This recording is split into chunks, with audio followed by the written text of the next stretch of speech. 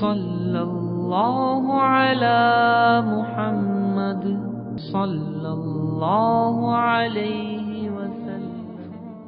أعوذ بالله من الشيطان الرجيم. بسم الله الرحمن الرحيم.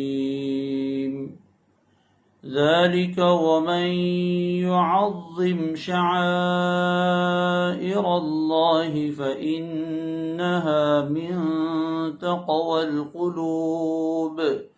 لكم فيها منافع إلى أجل مسمى ثم محلها إلى البيت العتيق. ولكل أمة جعلنا منسكا ليذكروا اسم الله على ما رزقهم من بهيمة الأنعام فإلهكم إله واحد فله أسلموا وبشر المخبتين الذين إذا ذكر الله وجلت قلوبهم والصابرين على ما أصابهم والمقيم الصلاة ومما رزقناهم ينفقون. صدق الله العظيم.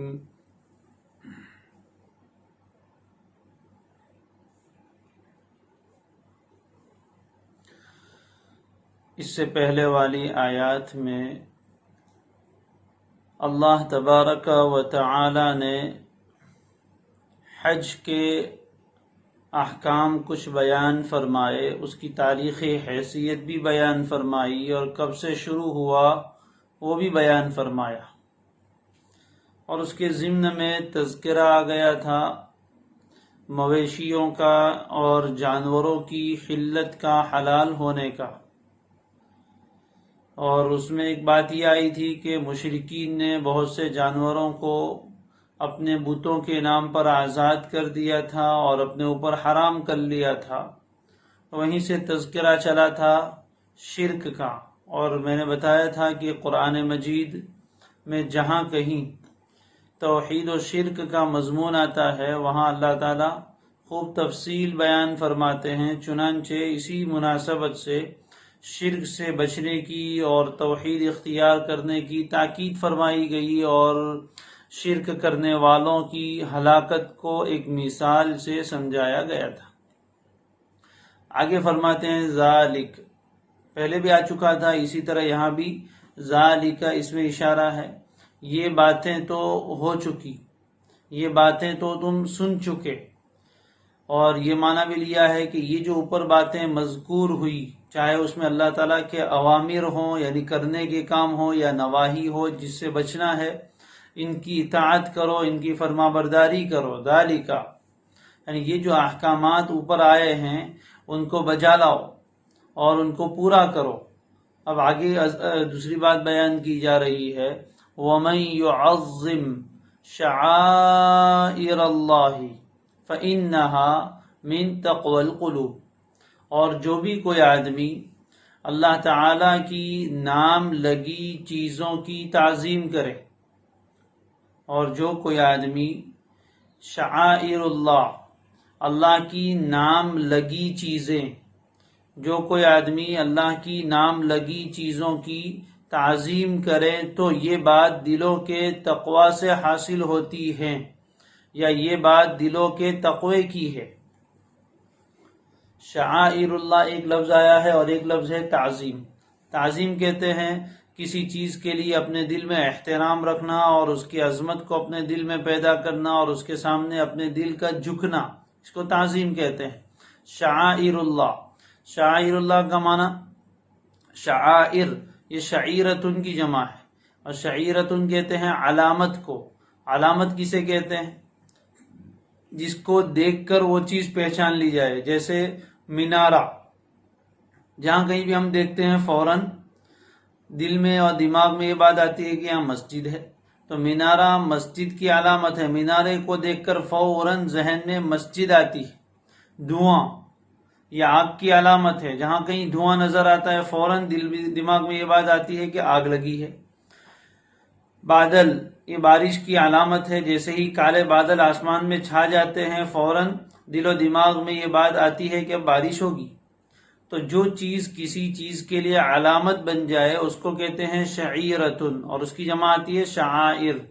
تو اسی طرح اللہ تعالیٰ نے کچھ چیزیں اور کچھ کام دنیا میں ایسے بنائے ہیں کہ جن کو دیکھتے ہی فوراً اللہ تبارک و تعالیٰ کی یاد آتی ہے. تو وہ ہے اللہ کی علامت. گویا ان کو دیکھا اور اللہ یاد آئے. جیسے دھوئیں کو دیکھ کر آگ یاد آتی ہے، اور مینارے کو دیکھ کر مسجد ذہن میں آتی ہے، اور بادل کو دیکھ کر بارش ذہن میں آتی ہے. اسی طرح کچھ چیزیں ایسی ہیں جن پر گویا کہ اللہ کا نام لکھ دیا ہے. اس لیے شاعر اللہ کا ترجمہ بعض حضرات نے کیا اللہ کی نام لگی چیزیں، گویا کہ ان پر اللہ کا نام لکھ دیا گیا ہے. بظاہر نہیں لکھا گیا لیکن گویا ان چیزوں پر اللہ کا نام لکھ دیا گیا ہے، یعنی ان چیزوں کو دیکھتے ہی فوراً اللہ یاد آ جاتا ہے. تو ان کو کہتے ہیں شعائر اللہ. تو جو کوئی آدمی اللہ کے شعائر کی اور اللہ کی نام لگی چیزوں کی تعظیم کرے گا تو یہ بات اس کا یہ دلیل ہے کہ اس کے دل میں اللہ کا خوف ہے، اللہ کا تقوی ہے. اور جو آدمی تعظیم شعائر اللہ کرے گا اس کے دل میں بھی اللہ کا خوف پیدا بھی ہو جائے گا. دونوں باتیں اس آیت سے نکلتی ہے. شعائر اللہ سے مراد کیا ہے؟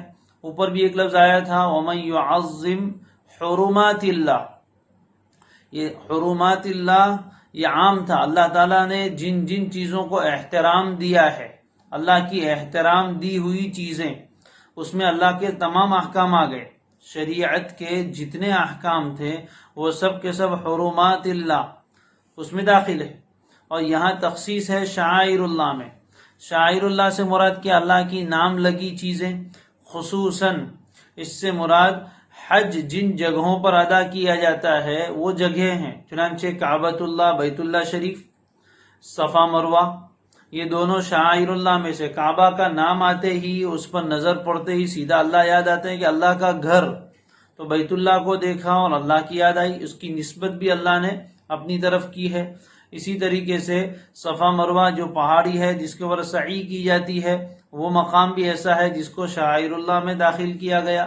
اسی طرح مینا کی وادی ہے، اور عرفہ کی وادی ہے، اور مزدلفہ کی وادیاں ہیں. یہ میدان ہے جہاں بہت بڑی بڑی عبادتیں انجام دی جاتی ہے. اور مینا میں کہیں جمرات پر رمی کی جاتی ہے. ان شیطان پر کنکر مارنے کے منظر کو دیکھتے اور اللہ یاد آتا ہے، اور حضرت ابراہیم کی قربانیاں یاد آتی ہے. اور پھر عرفہ کا میدان، اس میں بھی اللہ تعالیٰ کا ایک بہت بڑا فریضہ حج ادا کیا جاتا ہے. تو یہ اللہ کے شعائر میں سے ہے. اسی طرح مسجدیں جہاں کہیں بھی ہو، مسجد کو دیکھ کر سیدھی اللہ کی یاد آتی ہے، تو وہ بھی شعائر اللہ میں سے ہے. اذان یہ بھی شعائر اللہ میں سے ہے. اللہ کی کتاب قرآن مجید یہ بھی شعائر اللہ میں سے ہے.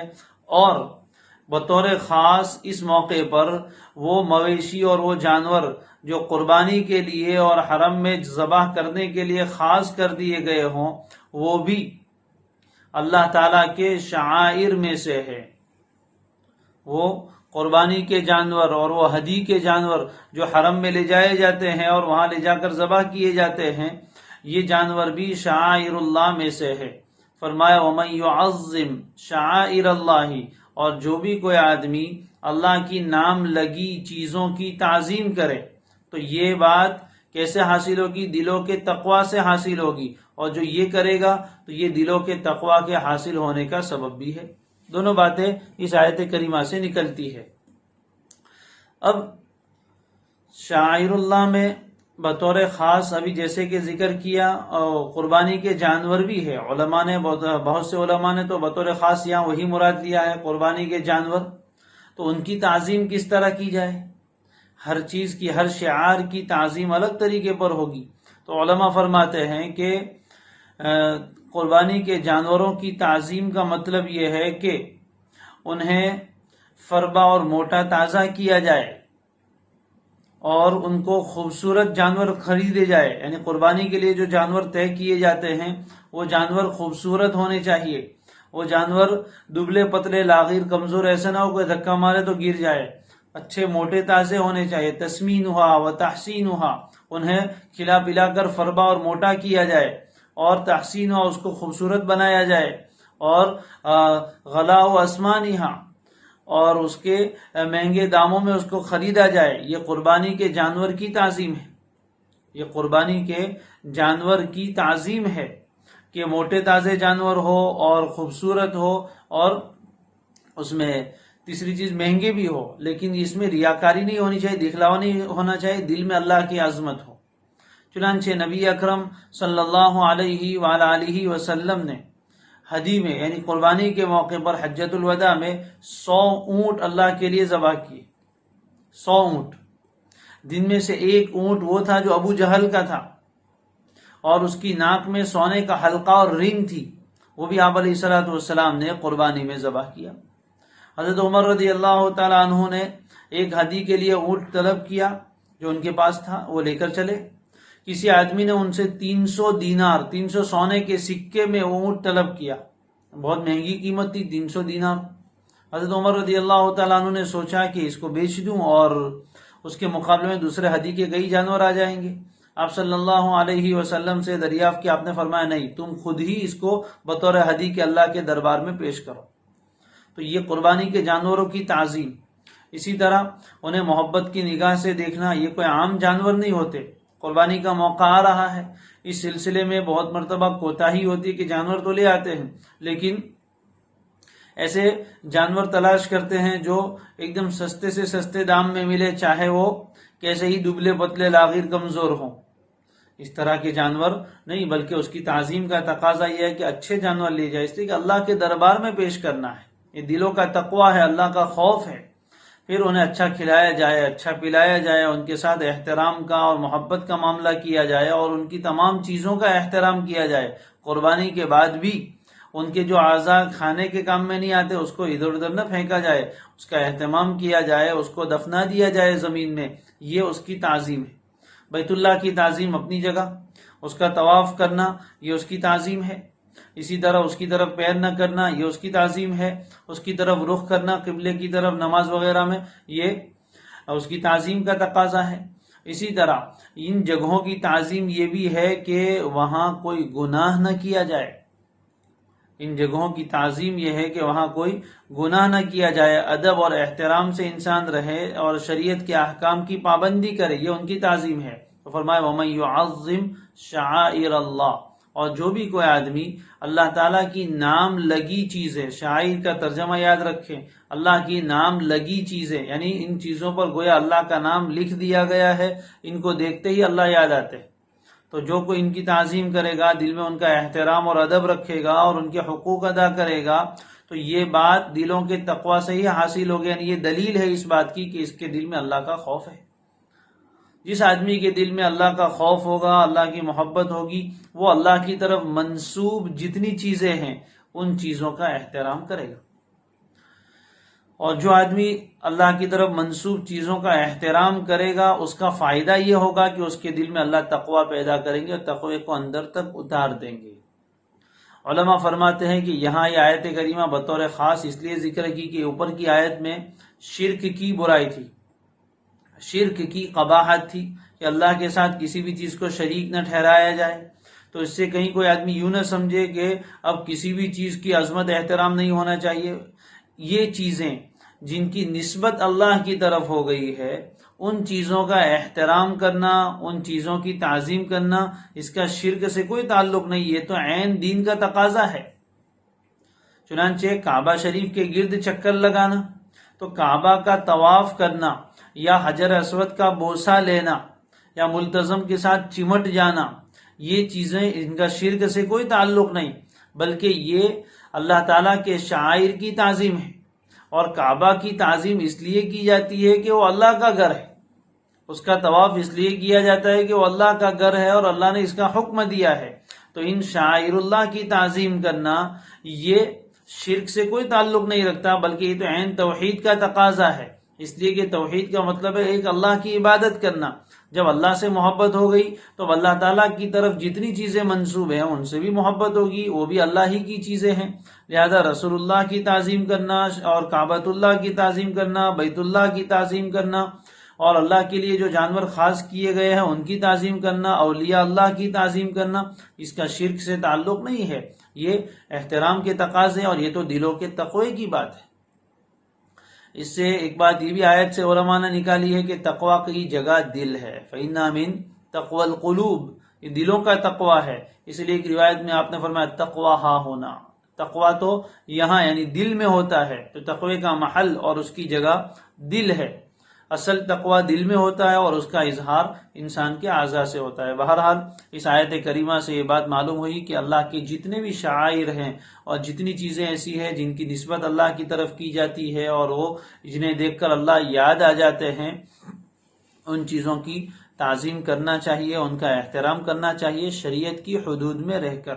تعظیم و احترام بھی شریعت کی حدود میں رہ کر. شریعت نے تعظیم کے بھی حدود بتا دیے ہیں کہ اس کی تعظیم کا طریقہ کیا ہے، تو اس طریقے کے مطابق اس کی تعظیم کی جائے. تو یہ عین تقوی کی بات ہے اور دلوں کا تقوی ہے، اس کا شرک سے کوئی تعلق نہیں ہے.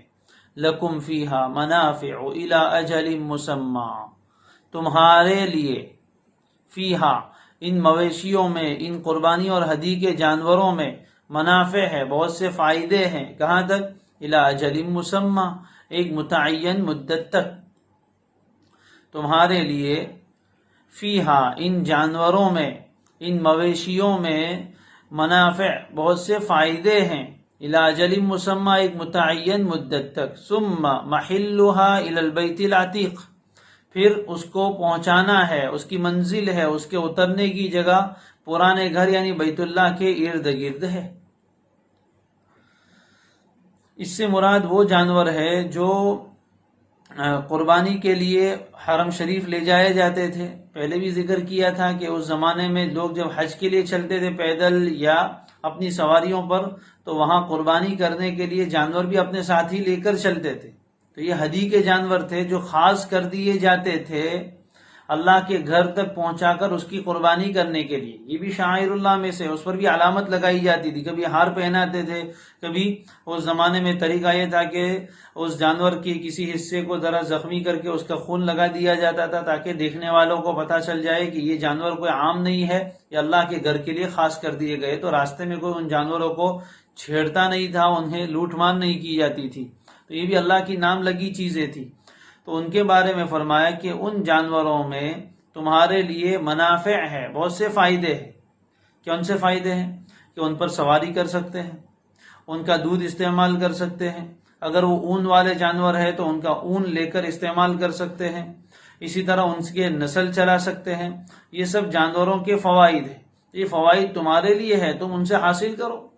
چنانچہ اللہ نے تمہیں جانور دیے ہوں تو ان پر سواری بھی کرو اور ان کا دودھ بھی استعمال کرو. اور اسی طریقے سے اور اونی جانور ہے تو ان کا اون کاٹ کے اپنے کام میں لا سکتے ہو اور ان کے ذریعے سے آگے اپنے جانوروں کی نسل بھی چلا سکتے ہو. یہ سب فوائد تمہارے لیے ہے، لیکن کب تک؟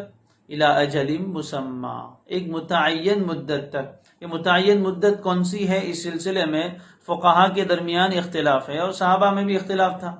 احناف کے یہاں اجل مسمى سے مراد یہ ہے کہ متعین مدت یعنی جب تک تم نے ان جانوروں کو ہدی کا جانور متعین نہ کیا ہو اور جب تک ان میں قربانی کی نیت نہ کی ہو اور حرم میں پہنچانے کی نیت نہیں کی، وہاں تک سب فائدے ان سے اٹھا سکتے ہیں.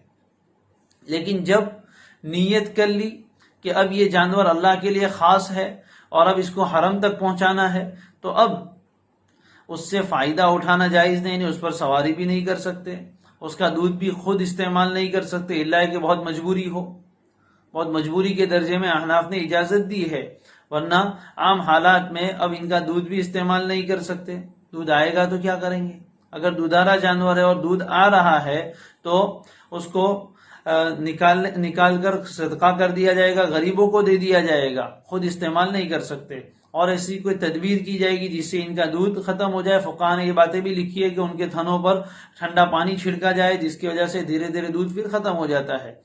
تو جب اس کو ہدی کا جانور بنا دیا اور اس کو لے کر نکل گئے گھر سے، تو اب راستے میں اس سے کوئی فائدہ نہیں اٹھا سکتے، اس پر سواری نہیں کر سکتے، اس کا اون نہیں کاٹ سکتے، اس کا دودھ استعمال نہیں کر سکتے، اور اگر کچھ ایسی چیزیں نکلی تو پھر غربا فقراء کو صدقہ کر دیا جائے گا۔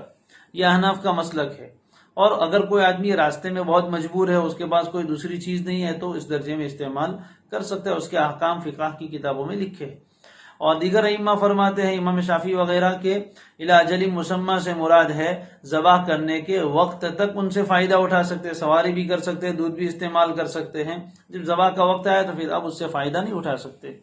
ثم پھر محلھا، محل یہ لفظ ہم اپنی زبان میں بھی بولتے رہتے ہیں تھوڑا سا بدل کر، عربی زبان میں حل یحل اس کے معنی ہے اترنا، محل عربی زبان میں اس میں ظرف ہے، یعنی جگہ کے لیے بولا جاتا ہے، اترنے کی جگہ، اسی کو منزل بول لیتے ہیں، اترنے کی جگہ کو، منزل بھی عربی لفظ ہے، اترنے کی جگہ یہ بھی اس میں ظرف ہے، تو محل اس کے معنی اترنے کی جگہ، اسی سے ہمارے ہاں بولتے ہیں محلہ، فلاں محلے میں رہتے ہیں، تو محلے کو بھی محلہ اس لیے کہتے ہیں کہ وہاں لوگ آ کر اترتے ہیں، مہمان وہاں آ کر اترتے ہیں، وہ اترنے کی جگہ ہوتی ہے، جہاں لوگ آباد ہوتے ہیں وہاں لوگ آ کر اترتے ہیں، تو اسی سے یہ محلہ اور محلہ ہو گیا اب اردو میں آ کر، اور ہمارے یہاں بھی یہ لفظ استعمال ہوتا ہے۔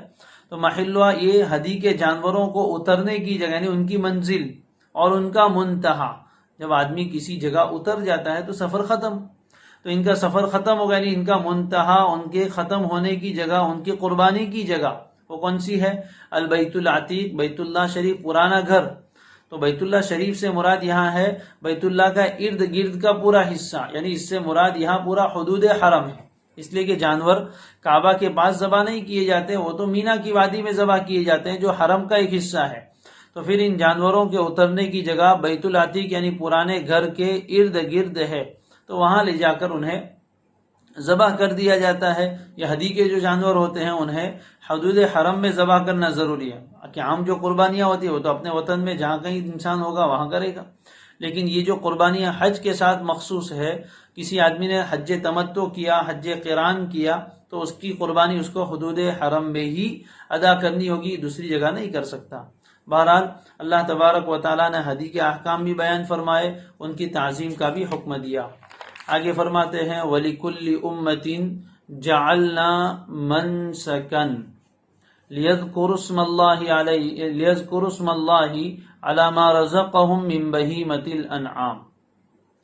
وَلِكُلِّ أُمَّةٍ اور ہر ایک امت کے لیے، جعلنا منسکن ہم نے ایک قربانی مقرر کر دی ہے، اور ہر ایک امت کے لیے ہم نے قربانی مقرر کر دی ہے، یا ہر ایک امت کے لیے ہم نے قربانی کا ایک طریقہ مقرر کر دیا ہے، اور یا ہر ایک امت کے لیے ہم نے قربانی کی ایک جگہ متعین کر دی ہے۔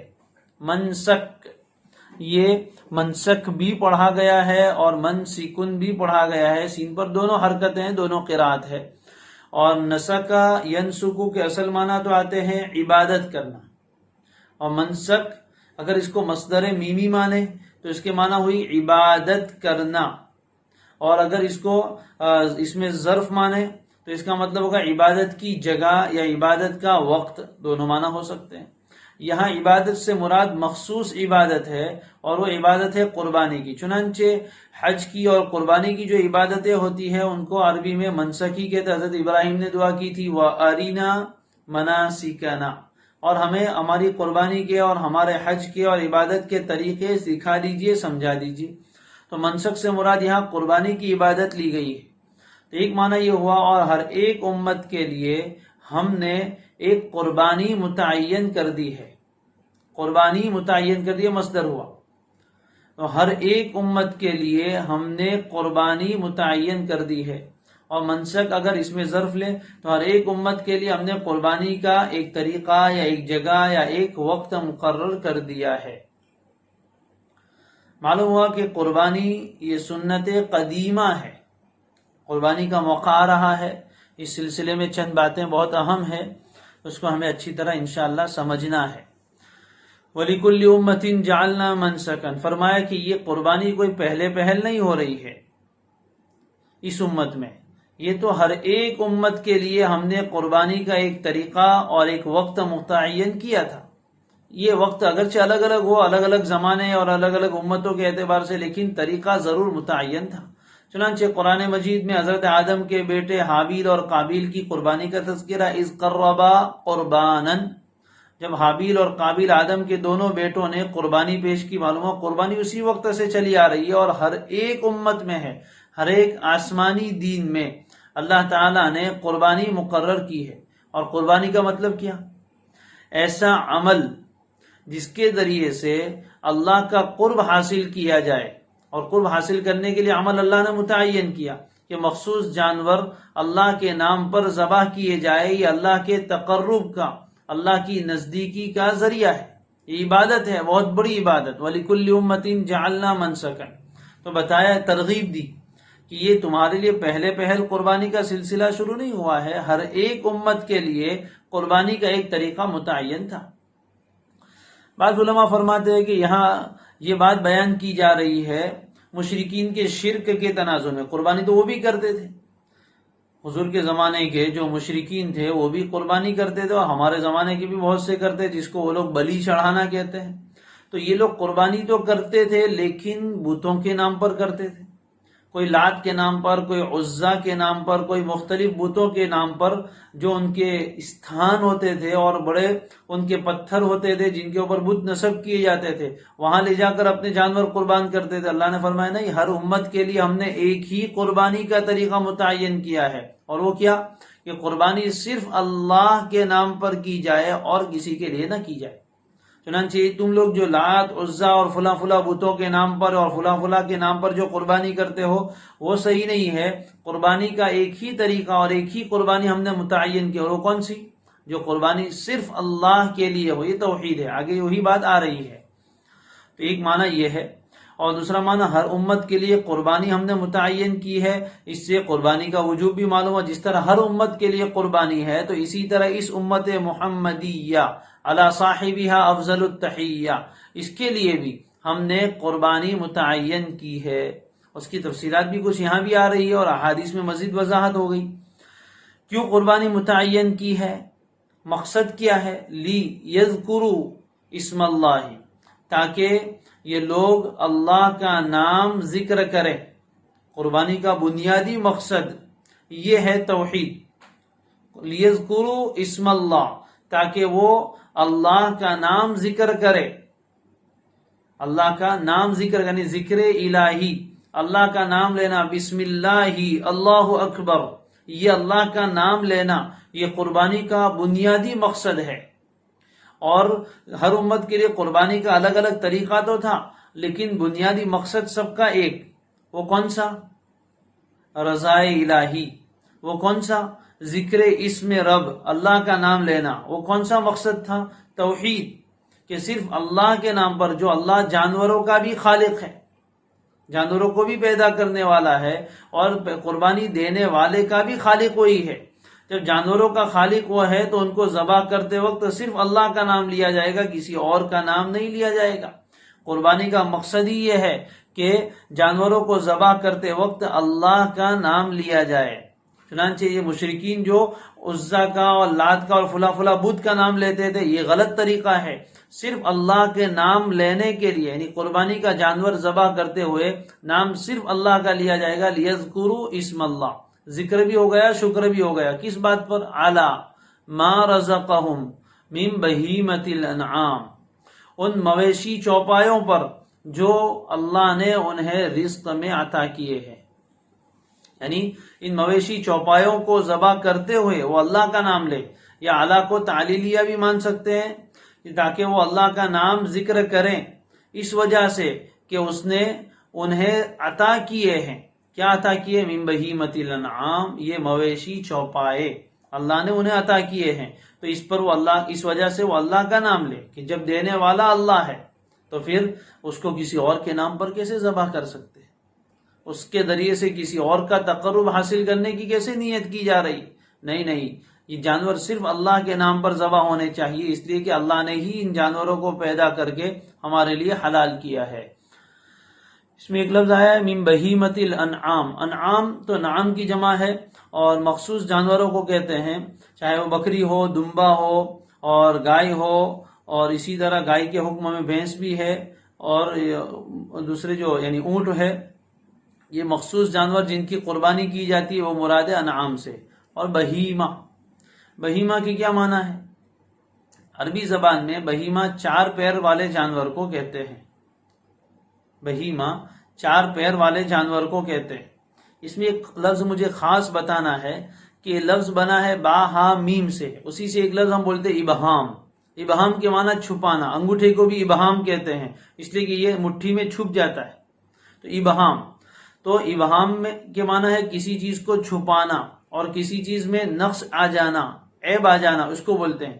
جانوروں کو بہیمہ اس لیے کہتے ہیں کہ وہ بول نہیں سکتے، گونگے ہیں، جانور بول نہیں سکتے، گونگے ہیں، سمجھ ان میں اتنی نہیں ہے جتنی انسانوں میں ہے، تو سمجھ کے اعتبار سے ان میں نقصان ہے، بولنے کے اعتبار سے ان میں نقصان ہے، وہ گونگے ہیں، اور شعور اور سمجھ اتنی نہیں رکھتے جتنی انسان رکھتے ہیں، تمیز ان میں اتنی نہیں اچھے برے کی جتنی انسانوں میں ہے، تو اس اعتبار سے ان کو بہیمہ کہا جاتا ہے۔ یہ گونگے جانور ہیں جن میں شعور اور سمجھ نہیں، اللہ نے وہی لفظ استعمال کیا ہے، لِيَذْكُرُوا اسْمَ اللَّهِ عَلَى مَا رَزَقَهُم مِّن بَهِيمَةِ الْأَنْعَامِ۔ تو ہر ایک امت کے لیے ہم نے ایک قربانی مقرر کی ہے تاکہ وہ اللہ کا نام ذکر کرے۔ معلوم ہے قربانی کا بنیادی مقصد اللہ کا نام ہے، اور اللہ کے نام پر جانور کو ذبح کرنا یہ مقصد ہے۔ اس کے علاوہ دوسری جو چیزیں ہیں یعنی اس کا گوشت کھانا اور یہ سب چیزیں دوسرے درجے کی چیز ہے جس کا قرآن نے بطور خاص ذکر کیا نہیں۔ آگے فرمایا جائے گا کہ یہ سب چیزیں اللہ تک نہیں پہنچتی، لَن يَنَالَ اللَّهَ لُحُومُهَا وَلَا دِمَاؤُهَا، وہ تو تمہارے لیے ہے کہ جانور تم نے اللہ کے نام پر ذبح کیا، اس کا گوشت بھی تمہارا، چمڑا بھی تمہارا، سب چیزیں تمہاری۔ اللہ کو تو پہنچتا ہے کہ اللہ کے نام پر جانور ذبح کیا جانا چاہیے، اللہ ان جانوروں کا محتاج نہیں ہے، وہ تو تمہارے لیے پیدا کیے ہیں، اب گوشت تم کھاؤ۔ لیکن اللہ نے خاص جو مقصد بیان کیا وہ ہے اللہ کے نام کا ذکر، یعنی بسم اللہ اللہ اکبر کہہ کر اللہ ہی کے نام پر جانور ذبح کیا جائے۔ اسی لیے آگے فرمایا فَإِلَٰهُكُمْ إِلَٰهٌ وَاحِدٌ، سو تمہارا معبود ایک ہی معبود ہے اور کوئی نہیں۔ تم جو فلاں فلاں معبود کے نام پر جانور ذبح کر رہے ہو ایسا نہیں ہونا چاہیے۔ فَإِلَٰهُكُمْ، تمہارا معبود ایک ہی معبود ہے، اس لیے اسی کا نام لینا چاہیے، اسی کے نام پر جانور ذبح کرنا چاہیے۔ فَلَهُ أَسْلِمُوا، اس لیے تم اسی کی فرما برداری کرو۔ اسلم یسلم، اسلام کے معنی آتے ہیں فرما برداری کرنا، اور لہو کو پہلے لے آئے، فَلَهُ، اسی کی تم فرما برداری اختیار کرو، اسی کے سامنے اپنے آپ کو سراپا سپرد کر دو، وہ جیسا کہے ویسا کرو۔ یہ بات یہاں بیان فرمائی گئی۔ یہ تو آیت کا جو عام مفہوم ہے وہ بیان کر دیا کہ ہر امت کے لیے، چونکہ مشرکین فلاں فلاں بتوں کے نام پر بھی قربانی کرتے تھے، فرمانے قربانی کا ایک ہی طریقہ ہے۔ وہ طریقہ کون سا ہے کہ اللہ ہی کے نام پر قربانی کی جائے، کسی اور کے نام پر نہیں، اللہ ہی کے نام کی نظر مانی جائے، کسی اور کے نام کی نہیں۔ اور مقصد بنیادی یہ ہے کہ قربانی کا جانور ذبح کرتے ہوئے اللہ ہی کا نام لیا جائے، کسی اور کا نام نہیں لے سکتے۔ کیوں؟ اس لیے کہ یہ جانور جو تمہیں دیے ہیں وہ اللہ نے دیے ہیں، ان بتوں نے نہیں دیے، کسی اور نے نہیں دیے، اللہ نے دیے ہیں۔ اور اسی کو آگے مزید وضاحت فرمائی کہ تمہارا معبود ایک ہی معبود ہے، لہذا اسی کی عبادت ہونی چاہیے، اسی کے نام پر قربانی بھی ہونی چاہیے۔ فَلَهُ أَسْلِمُوا، سراپا اپنے آپ کو اس کے سامنے سپرد کر دو، تسلیم کر دو، فرما برداری اختیار کر لو۔ یہ بات تو بیان فرما دی گئی۔ اب چونکہ قربانی کا موقع بھی آ رہا ہے اور موقع کی مناسبت سے قربانی کے حکم پر بھی کچھ بات کر لی جائے۔ پہلی بات تو آیت سے یہ معلوم ہوئی کہ قربانی اسلام کا ایک بنیادی حکم ہے اور فریضہ ہے، اور اللہ تبارک و تعالی نے اس امت کے مالداروں پر قربانی واجب قرار دی ہے۔ اس امت کے مالداروں پر اللہ تعالیٰ نے قربانی واجب قرار دی ہے۔ جو آدمی صاحب نصاب ہے، جس پر زکوٰۃ فرض ہوتی ہے، اس پر قربانی بھی واجب ہو جاتی ہے۔ تو اور یہ کیا ہے؟ نبی علیہ الصلوۃ والسلام سے دریافت کیا گیا کہ ما هذه الاضاحی یا رسول اللہ، اے اللہ کے رسول یہ قربانیاں کیا ہے؟ تو آپ نے فرمایا سنت ابیکم ابراہیم، یہ تمہارے والد حضرت ابراہیم علیہ السلام کی سنت ہے۔ مشہور واقعہ ہے، سب جانتے ہیں، حضرت ابراہیم علیہ الصلوۃ والسلام سے اللہ نے کیسی قربانی مانگی تھی اپنے بیٹے کی، اور انہوں نے اس پر عمل پورا کرنے کی کوشش کی، اللہ کو منظور یہ تھا کہ بیٹے کی گردن نہیں کٹوانی ہے، لیکن چھری تو بہرحال چلوائی گئی تھی، لیکن چھری نے اپنا کام نہیں کیا، بیٹے کی گردن نہیں کٹی، اور اللہ نے اس کے بدلے میں جنت سے ایک دمبا بھیجا، اور اس کے ذریعے سے یہ پھر قربانی کا سلسلہ شروع ہے جو آج تک جاری ہے اور انشاءاللہ قیامت تک جاری رہے گا۔ تو ایک مومن کے لیے قربانی یہ اللہ تبارک و تعالی کے قرب کا بہت بڑا ذریعہ ہے، اور یہ بہت بڑی عبادت ہے۔ قربانی کے دن بھی مخصوص ہے، جو سال میں 3 ہی دن آتے ہیں، انہی دنوں میں جانور ذبح کیے جائے اللہ کا قرب اور نزدیکی حاصل کرنے کی نیت سے، تو وہ عبادت بنتے۔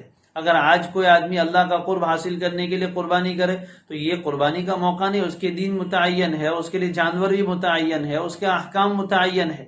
تو یہ قرب کا ذریعہ ہے اللہ کے۔ نبی اکرم صلی اللہ علیہ وسلم نے ارشاد فرمایا کہ قربانی کے ان دنوں میں، یعنی 10، 11، 12 ذی الحجہ، قربانی کے ان دنوں میں کوئی بھی عمل اللہ تبارک و تعالی کے نزدیک جانوروں کا خون بہانے سے زیادہ پسندیدہ نہیں۔ ایک مومن کے لیے تو اتنی ہی بات کافی ہے کہ قربانی اللہ کا حکم ہے اور ہمیں اس پر عمل کرنا ہے، اتنی ہی بات کافی ہے۔ ایک مومن کے لیے اتنی ہی بات کافی ہے کہ قربانی اللہ تعالیٰ کا حکم ہے اور ہمیں اس پر عمل کرنا ہے۔ اس سے آگے ایک مومن کو کسی اور چیز کی ضرورت نہیں ہے کہ اللہ نے جانور پیدا کیے اور اللہ نے ہی یہ جانور ہمیں دیے اور ہمیں یہ حکم دیا کہ یہ جانور پھر میرے نام پر ذبح کر دو، تو اللہ کا حکم آ گیا، بات ختم ہو گئی، کوئی چون و چیرا نہیں، کوئی ہم اس میں دلیل نہیں مانگتے کہ کیوں۔ حضرت ابراہیم علیہ السلام سے تو اللہ نے اپنا بیٹا مانگا، وہ بھی خواب کے ذریعے سے، اور کہا کہ اپنے بیٹے کو میرے نام پر ذبح کر دو۔ خواب دکھایا، انی ارا فی المنام انی اذبحک فانظر ماذا تری، میں خواب میں دیکھ رہا ہوں کہ میں تجھے ذبح کر رہا ہوں، اب تو بھی بتا تیری کیا رائے ہے۔ حضرت ابراہیم علیہ السلام نے اللہ سے یہ نہیں پوچھا کہ یہ میرے بیٹے کو میں اپنے ہاتھ سے قتل کروں، حالانکہ انسان کو قتل کرنا قرآن مجید کی آیت کے مطابق ایک انسان کو ناحق قتل کرنا پوری انسانیت کو قتل کرنے کے برابر ہے۔ اتنا بڑا حکم اللہ نے دیا کہ ابراہیم اپنے بیٹے کو میرے نام پر ذبح کر دو۔ آسان کام نہیں ہے، کہنا آسان، سننا آسان، لیکن اپنے بیٹے کے گلے پر چھری چلانا ایک انسان کے لیے اور خاص طور پر مومن کے لیے تو یقیناً آسان نہیں ہے، بہت مشکل کام ہے۔ لیکن وہاں بھی حضرت ابراہیم علیہ السلام نے اللہ تعالی سے یہ نہیں پوچھا کہ کیوں ایسا کر رہے ہیں، اتنے سال کی تمنا کے بعد بڑھاپے میں بیٹا ملا ہے، اس کو ذبح کر کے آپ کو کیا ملے گا؟ نہیں، کوئی سوال نہیں، یہ عشق تھا، اللہ کی محبت تھی، اور اللہ کی جو محبت اور اللہ تعالیٰ کا جو عشق حضرت ابراہیم علیہ السلام کے دل میں تھا، اللہ تعالیٰ اسی کا کچھ حصہ امت کے اور مسلمانوں کے دل میں پیدا کرنا چاہتے ہیں کہ اللہ کی محبت ہو تو ایسی بے خطر کود پڑا نار نمرود میں عشق۔ حضرت ابراہیم علیہ السلام کے دل میں اللہ کی محبت اتنی تھی کہ جب نمرود کی آگ میں ڈالے جانے کا موقع آیا تو بے خطر کود پڑے، بس اللہ کے حکم پر جانا ہے، جلنے کے لیے، مرنے کے لیے تیار ہوں، میں اپنی قربانی بھی دینے کے لیے تیار ہوں۔ اور جب بیٹے کو ذبح کرنے کا موقع آیا تو خود تو تیار ہی تھے، اور بیٹے سے بھی پوچھا فانظر ماذا تری، تو بھی بتا تیری کیا رائے ہے۔ بیٹے نے بھی کیا کہا، اس نے بھی اعتراض نہیں کیا، ابا جان مجھے کیوں مارو گے، میرا کیا قصور ہے، میری کیا بھول ہے، اور مجھے کیوں ذبح کیا جا رہا ہے، بلکہ بیٹے نے کیا کہا، قرآن نے ان کے جواب کو نقل کیا، یا ابتی افعل ما تؤمر، اے میرے ابا جان جس کام کا آپ کو حکم اللہ کی طرف سے دیا جا رہا ہے کر دیجئے، اس لیے کہ میری جان اور یہ میرا جسم یہ سب اللہ کی ملکیت ہے، اس کو جو چاہے کرے۔ بیٹا بھی تیار، ذبح کرنے والے کو بھی اعتراض نہیں ہوا اور ذبح ہونے والے کو بھی اعتراض نہیں، قربانی کرنے والے کو بھی کوئی اعتراض نہیں ہوا اور قربان ہونے والے کو بھی کوئی اعتراض نہیں، دونوں خوشی خوشی تیار ہے۔ تو حضرت ابراہیم علیہ السلام کی سنت تو یہ ہے کہ اللہ کی طرف سے جس وقت جس چیز کی قربانی مانگی جائے بے خوف و خطر، بلا چون و چرا، بے شک و شبہ اللہ کے لیے پیش کر دیا جائے۔ پھر اب اس کے مقابلے میں ہم سے تو بیٹا نہیں مانگا گیا، بلکہ ہم سے اپنے مال کا ایک چھوٹا سا حصہ مانگا گیا، ایک جانور قربانی کا۔ اب بکرا اگر کوئی ذبح کر رہا ہے تو وہ 10,000، 15,000، 20,000 کا ہے۔ ایک آدمی کو یوں کہا جائے کہ ایک طرف تمہارا بیٹا ہے اور ایک طرف تمہارا یہ جانور ہے، بیٹے کو ذبح کرنا ہے جانور کو، ظاہر ہے کہ کوئی بھی آدمی بیٹے کو ذبح کرنے کے لیے تیار نہیں ہوگا، بلکہ اس جیسے 50 جانور ذبح کرنے تیار ہو جائے گا۔ تو بیٹے کے مقابلے میں یہ جانور کی حیثیت تو بہت کم درجے کی ہے۔ جب حضرت ابراہیم علیہ السلام اپنے سگے بیٹے کو جو سالہ سال کی دعاؤں کے بعد ملا اس کو ذبح کرنے میں کوئی سوال نہیں کر رہے، تو اب یہ ایک مسلمان اپنے بیٹے کے مقابلے میں 50 ہزاروں درجہ نیچے درجے کی چیز ذبح کرنے میں سوال کر رہا ہے کہ اس میں میرا کیا فائدہ ہے، اس میں حکمت کیا ہے، یہ پوچھنے کی ضرورت ہی نہیں۔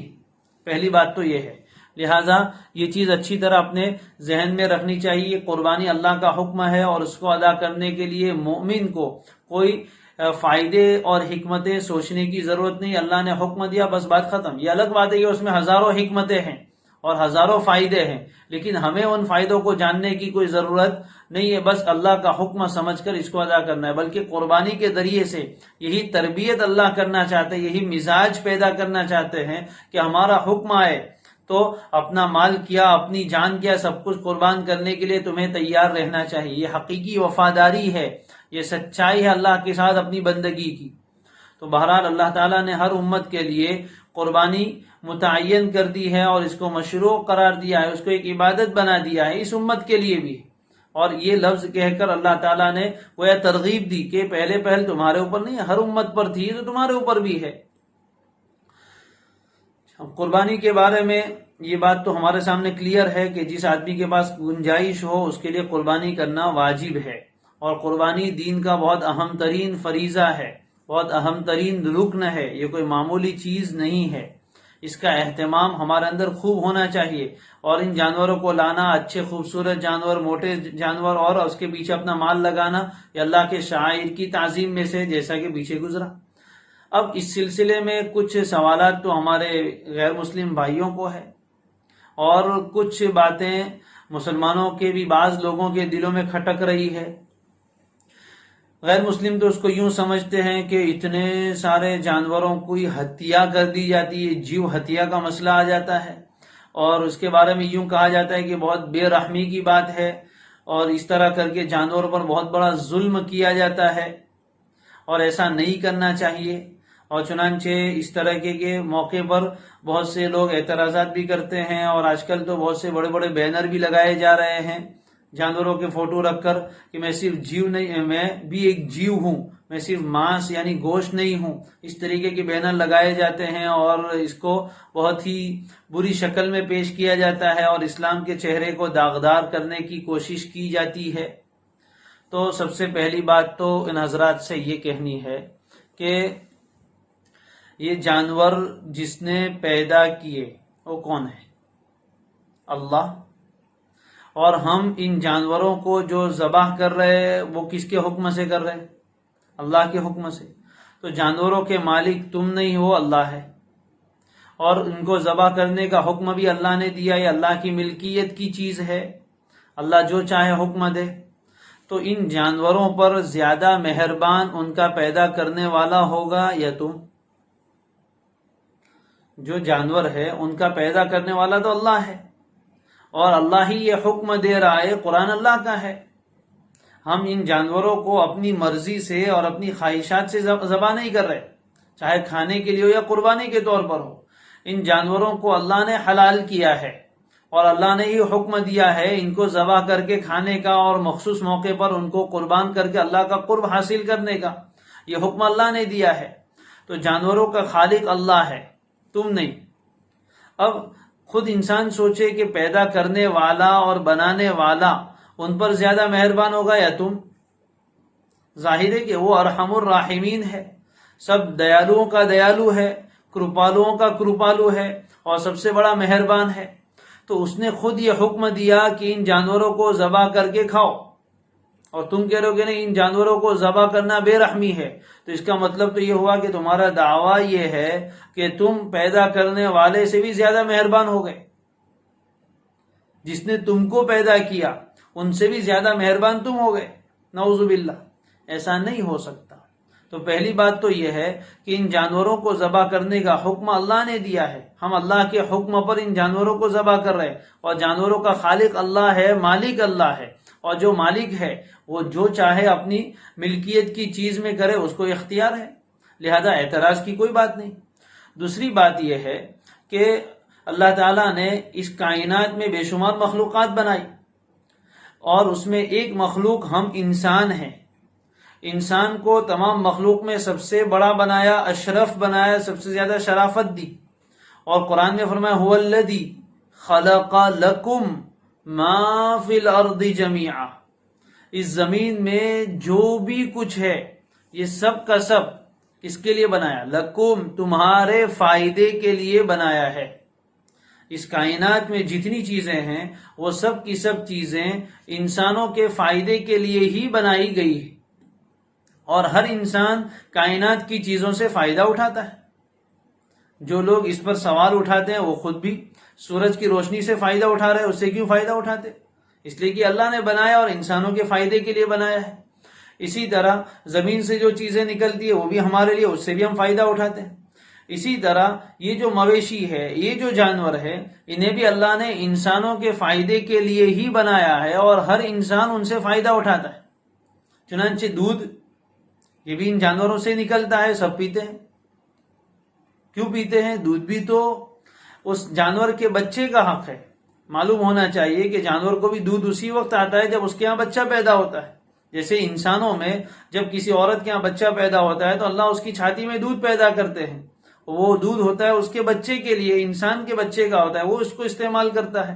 اسی طرح جب کوئی گائے ہوتی ہے، بھینس ہوتی ہے، یا جتنی بھی بکری ہوتی ہے، ان میں جب وہ بچے پیدا ہوتے ہیں تو پھر دودھ کا سلسلہ شروع ہوتا ہے۔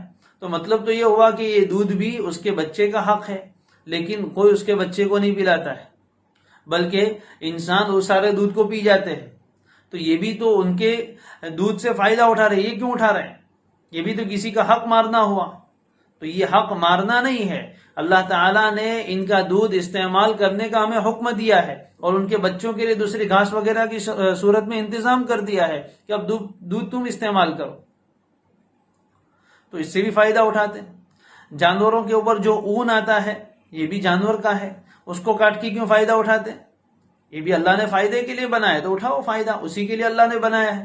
جانوروں کے چمڑے سے ساری دنیا فائدہ اٹھاتی ہے، اور لیدر سے بنی ہوئی چیزیں سب استعمال کرتے ہیں، یہ کیوں فائدہ اٹھاتے ہیں؟ یہ بھی تو اس جانور کا حق تھا۔ معلوم ہوا کہ انسانوں کے لیے اللہ نے سب چیزیں بنائی ہے اور ان سے فائدہ اٹھانے کا موقع دیا ہے، تو باقی سب چیزوں سے تو فائدہ اٹھا رہے ہیں۔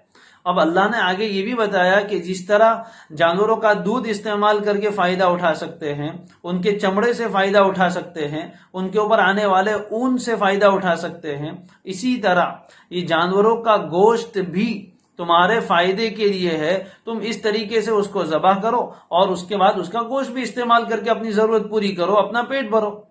تو یہ بھی اللہ نے ہی جس طرح دودھ سے استعمال کرنا، دودھ سے فائدہ اٹھانے کی اجازت دی، اون سے فائدہ اٹھانے کی اجازت دی، چمڑے سے فائدہ اٹھانے کی اجازت دی، اسی طرح ان جانوروں کے گوشت سے بھی اللہ نے فائدہ اٹھانے کی اجازت دی ہے۔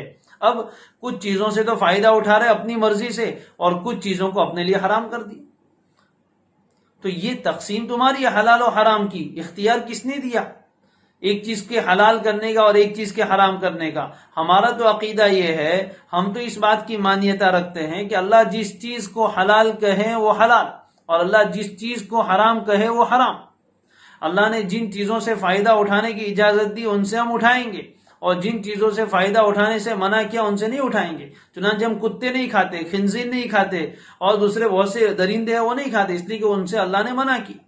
اور جن چیزوں کو اللہ نے استعمال کرنے کی اجازت دی ان کو ہم استعمال کریں گے، اس لیے کہ اللہ ہے خالق، وہ جس چیز کو استعمال کرنے کی اجازت دے اس کو استعمال کرنا ضروری ہے۔ اس کو حرام قرار دینا یہ جرم ہے۔ قرآن مجید نے چونکہ مشرکین نے بہت سے جانوروں کو اپنے بتوں کے نام پر حرام کیا تھا، اللہ نے منع فرمایا کہ تم کیوں حرام کرتے ہو ان جانوروں کو جن کو اللہ نے حلال کیا ہے۔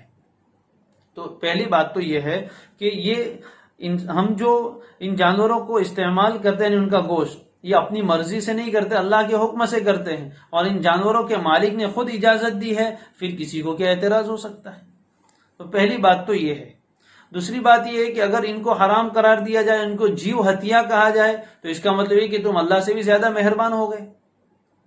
اگر اس جانور کے ذبح کرنے کو بے دردی کہا جائے، نعوذ باللہ ایسا نہیں ہے، لیکن بے دردی کہا جائے اور ان پر ظلم کہا جائے تو پھر تو اس دنیا کے پیدا کرنے والے کو ظالم ماننا پڑے گا۔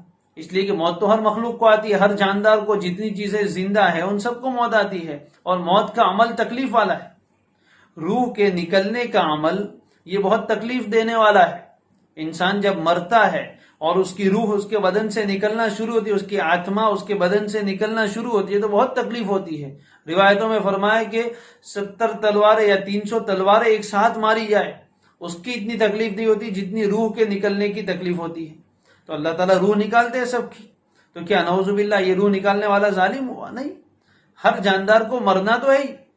تو یہ تکلیف جو ہوتی ہے یہ عام، جب جانور اپنی موت مرتا ہے تب بھی اس کو تکلیف ہوتی ہے، اس لیے کہ اگر ذبح نہیں کریں گے تب بھی ایک نہ ایک دن تو اس کی موت آنے والی ہے، تو اس وقت بھی اس کو تکلیف تو ضرور ہوگی۔ تو ذبح کرنے کے موقع پر جو تکلیف ہوتی ہے وہ تکلیف اس تکلیف کے مقابلے میں بہت کم ہے۔ ذبح کرتے وقت ہم جو جانور کو ذبح کر کے کھاتے ہیں اس میں جانور مرتا ہے، اس کی جو تکلیف ہے یہ تکلیف بہت کم ہے اس تکلیف کے مقابلے میں جس میں جانور بوڑھا ہو کے خود اپنی موت مرتا ہے، اس میں تکلیف زیادہ ہے۔ اس میں کیوں تکلیف کم ہے؟ اگر سائنٹیفیکل اعتبار سے دیکھا جائے تو شریعت نے ہمیں جانور کے ذبح کرنے کا طریقہ بھی بتایا۔ چنانچہ حدیث شریف میں ہے اللہ تعالیٰ نے ہر چیز پر احسان کو لازم قرار دیا ہے، چنانچہ جب تم جانور کو ذبح کرو تو بہتر طریقے پر ذبح کرو۔ ذبح کیسے کرنا ہے؟ اس کو لٹایا جاتا ہے اور گلے کی طرف سے ذبح کرنا شروع ہوتا ہے، پیچھے سے نہیں، جھٹکے سے اس کو نہیں مارا جاتا ہے، یہاں سے اس کو گلے کے پاس سے ذبح کرنا شروع ہوتا ہے، اس لیے کہ ایک گلے کے پاس 3 بڑی رگیں، ایک تو کھانے کی رگ ہے اور دونوں طرف اس کی شہرگ ہے، یہ 3 رگوں کو کاٹنا ضروری ہے۔ یہی رگیں وہ ہے جو انسان کے جسم کو خون کو دماغ تک پہنچاتی ہے۔ تو جس طرح انسان میں دماغ ہے ویسے جانور میں بھی اللہ نے دماغ رکھا ہے، اور دماغ کا کام ہے احساس اور شعور، کسی چیز کی فیلنگ، یہ دماغ کے ذریعے سے آتی ہے۔ تکلیف ہوتی ہے، پیر میں کانٹا لگتا ہے تو فوراً دماغ پر میسج پہنچتا ہے۔ تو ذبح کرنے کا جو طریقہ بتایا گیا وہ یہ ہے کہ ادھر کی رگیں پہلے کاٹ دی جائے۔ ظاہر ہے کہ جب یہ رگ کٹ گئی تو دماغ پر خون کا جو فلو جا رہا تھا وہ ختم ہو گیا، ڈسکنیکٹ ہو گیا۔ اب اس کے بعد جانور چاہے کتنا ہی تڑپے اس کے دماغ تک اس کا میسج جا ہی نہیں رہا ہے، اس تکلیف کا احساس جانور کو نہیں ہوگا، اس لیے کہ اوپر تک جو جانے والی رگیں تھی اور جو خون تھا وہ تو کٹ گیا، اب خون پہنچا ہی نہیں، اور خون کے ساتھ ہی وہ سیلز جاتے ہیں جو اس کے ذریعے سے دماغ کو میسج پہنچتا ہے۔ تو جب پہلے یہ رگیں کاٹ دی جس میں چند سیکنڈ لگتے ہیں، اتنے میں اتنی اس کو تکلیف، جب یہ رگ کٹ گئی اور خون کا فلو اوپر جانا بند ہو گیا تو بظاہر تو یہ لگتا ہے کہ جانور تڑپ رہا ہے، لیکن اس تڑپنے کا احساس اس جانور کو نہیں ہوتا۔ سائنٹیفیکل طور پر دیکھ لیں، اس جانور کو اس کا احساس نہیں ہوتا، تو بظاہر تو یہ لگتا ہے کہ جانور تڑپ رہا ہے، لیکن یہ تڑپنے کی وجہ سے جو تکلیف آپ کو لگ رہی ہے یہ حقیقت میں اس جانور کو تکلیف نہیں ہوتی، اس لیے کہ دماغ تک جو تکلیف کا احساس لے کر جانے والی رگیں تھی وہ تو ختم ہو گئی، اب دماغ کو کچھ تکلیف ہو ہی نہیں رہی ہے، اس لیے کہ احساس ہی نہیں ہے، اور احساس ختم ہو جائے تو تکلیف ہی نہیں، تو اس میں کم تکلیف ہے، اور اگر وہ اپنی موت مرے تو اس میں زیادہ تکلیف ہے۔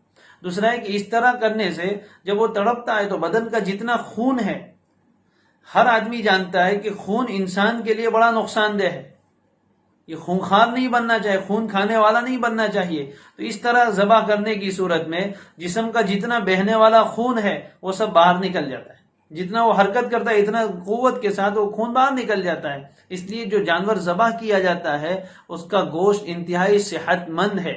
اگر اس کو ذبح نہ کیا جائے یا دوسرے طریقوں پر جھٹکے وغیرہ سے ذبح کیا جائے تو اس میں بدن کا خون باہر نہیں نکلتا، جس کے نتیجے میں وہ تھوڑی دیر کے بعد پورے گوشت میں سرایت کر جاتا ہے، اندر پیوست ہو جاتا ہے، اور وہ گوشت انسان کے لیے بڑا نقصان دہ ہے۔ بہرحال تو پہلی بات تو یہ ہے کہ ان جانوروں کو ذبح کرنا ہرگز بے رحمی نہیں ہے، اگر بے رحمی ہوتی تو ارحم الراحمین اس کا حکم نہ دیتا۔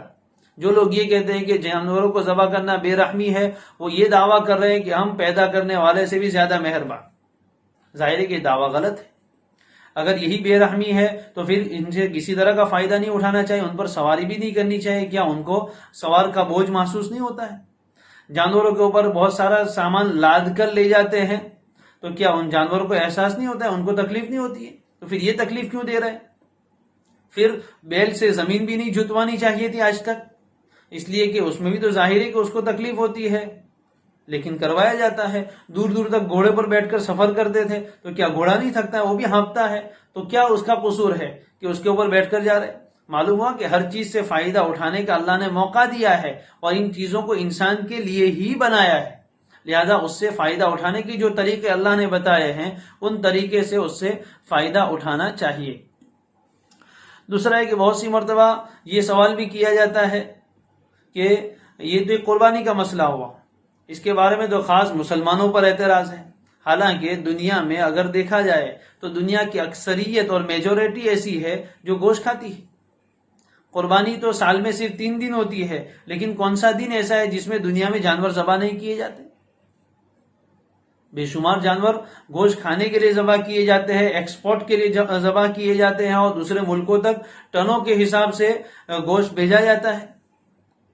تو اس پر اعتراض نہیں، صرف اعتراض ہوتا ہے قربانی کے موقع پر۔ اگر حقیقت میں یہ جیو یعنی جان کے پریمی ہے تو پھر انہیں تو سب بند کروانا چاہیے، پورے ملک میں ایک بھی جانور ذبح نہیں ہونا چاہیے، حالانکہ بے شمار جانور ذبح ہوتے ہیں، اور صرف مسلمان نہیں کرتے، سب کرتے ہیں۔ پوری دنیا میں اکثریت ایسی ہے، دنیا کی اکثر قومیں ایسی ہیں جو گوشت کھاتی ہے، تو اعتراض صرف قربانی پر کیا جاتا ہے، حالانکہ یہ بالکل غلط بات ہے۔ دوسری بات یہ ہے کہ ایک دن میں یا 3 دن میں اتنے بے شمار جانور ذبح کر دیے جاتے ہیں، اس سے جانوروں کی نسل کشی ہوتی ہے اور ان کا بڑا نقصان ہوتا ہے، یہ بالکل غلط بات ہے۔ آج سے قربانی نہیں ہو رہی، ہزاروں سال سے ہو رہی ہے۔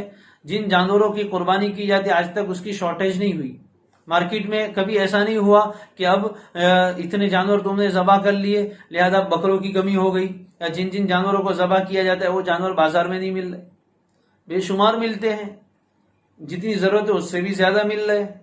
روزانہ ہزاروں کی تعداد میں ذبح کیے جاتے ہیں، پھر بھی مارکیٹ میں کبھی اس کی کمی نہیں ہے۔ یہ اللہ تعالیٰ کی سنت ہے کہ جس چیز کو انسان جتنا استعمال کرتا ہے، جو چیز انسانوں کے لیے جتنی ضروری ہے اس کو اتنا ہی زیادہ پیدا کرتے۔ پانی انسانوں کی بنیادی ضرورت ہے، لوگ کتنا استعمال کرتے، پینے میں، کھیتی میں، نہانے میں، کپڑے دھونے میں اور مختلف جگہوں پر، لیکن پانی کو اللہ نے بہت فراوانی کے ساتھ فراہم کر دیا ہے، اور سب جگہوں پر ملتا ہے، کثرت کے ساتھ ملتا ہے، اس لیے کی ضرورت ہے۔ اناج کی ضرورت ہے، بے شمار اگتا ہے، جتنی انسانوں کی تعداد بڑھتی جا رہی اتنی ہی پروڈکٹ دنیا میں بڑھتی چلی جا رہی ہے، تو یہ اللہ تعالیٰ کا نظام ہے۔ اسی طرح جو جانور ذبح کیے جاتے ہیں ان کی تعداد میں کبھی کمی نہیں ہے، حالانکہ بکری 2 بچے دیتی ہے، اونٹ تو 1 بچہ دیتا ہے، گائے 1 بچہ دیتی ہے، بھینس 1 بچہ دیتی ہے، لیکن اس کے مقابلے میں کتیا ایک ساتھ 7 بچے دیتی ہے، خنزیر 14 بچے دیتا ہے، لیکن آپ دیکھ لیجئے بازار میں کتوں کی تعداد زیادہ ہے، بکروں کی تعداد زیادہ ہے، حالانکہ کتوں کو کوئی کاٹ کے نہیں کھاتا، خنزیر کو کوئی کاٹ کے نہیں کھاتا، تو کہاں چلے جاتے ہیں؟ ان کے یہاں نسل ہی کم چلتی ہے۔ اللہ تعالیٰ کا ایک نظام ہے، اور جن جانوروں کو استعمال کیا جاتا ہے اللہ تعالیٰ اس کی نسل کو خوب چلاتے ہیں، تو کوئی نسل کشی ہوتی نہیں ہے، اللہ کی طرف سے اس میں خوب برکتیں دی جاتی ہے۔ بہرحال یہ تو اس تعلق سے ایک بات ہوئی۔ اب دوسرا مسئلہ یہ ہے کہ وہ شاکاہاری ماساہاری کا، کہ یہ گوشت کھانا گویا کہ اس کو بہت بڑی بے رحمی سمجھا جاتا ہے اور ظلم سمجھا جاتا ہے، تو یہ چیز بھی صحیح نہیں ہے۔ انشاءاللہ کل اس کے بارے میں کچھ بات کریں گے، اور مسلمانوں کی جو اعتراض ہے وہ بھی انشاءاللہ آئندہ کل اس سلسلے میں بات کی جائے گی۔ سبحان اللہ وبحمدہ، سبحانک اللہم وبحمدک، نشہد ان لا الہ الا انت ونستغفرک ونتوب الیک۔